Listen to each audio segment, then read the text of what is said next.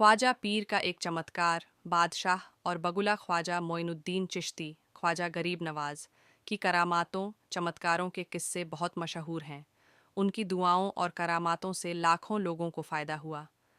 आज हम आपको एक ऐसा चमत्कार सुनाने जा रहे हैं जो उनकी रूहानी ताकत और अल्लाह की दी हुई करामत को दर्शाता है।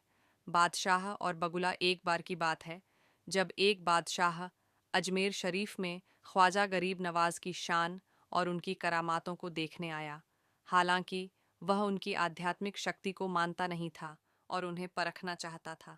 बादशाह ने ख्वाजा पीर से कहा, अगर आप सच्चे वली, अल्लाह के दोस्त हैं तो मुझे कोई करामत, चमत्कार दिखाइए।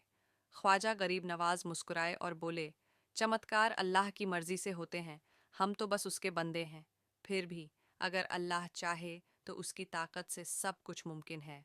इसके बाद ख्वाजा पीर ने एक मरा हुआ बगुला उठाया, अपनी हथेली पर रखा और अल्लाह से दुआ की, या अल्लाह, अगर तेरी यही मर्जी है तो इसे फिर से जिंदा कर दे। जैसे ही उन्होंने फूंक मारी, वह मरा हुआ बगुला अचानक जिंदा होकर उड़ गया।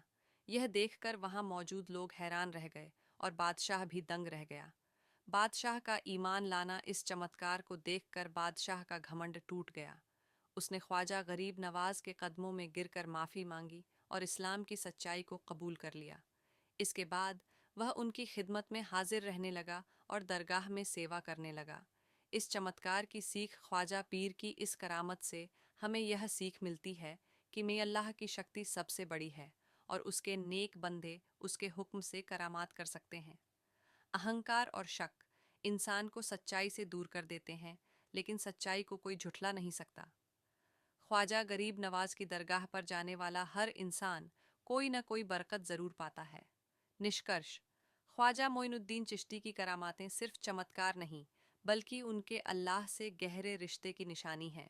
उनकी दुआओं से हज़ारों लोगों की परेशानियां दूर हुईं और आज भी उनकी दरगाह पर जाने वाले भक्तों को सुकून और बरकत मिलती है। अगर आपको यह कहानी पसंद आई हो तो हमारे चैनल को लाइक, शेयर और सब्सक्राइब करना न भूलें।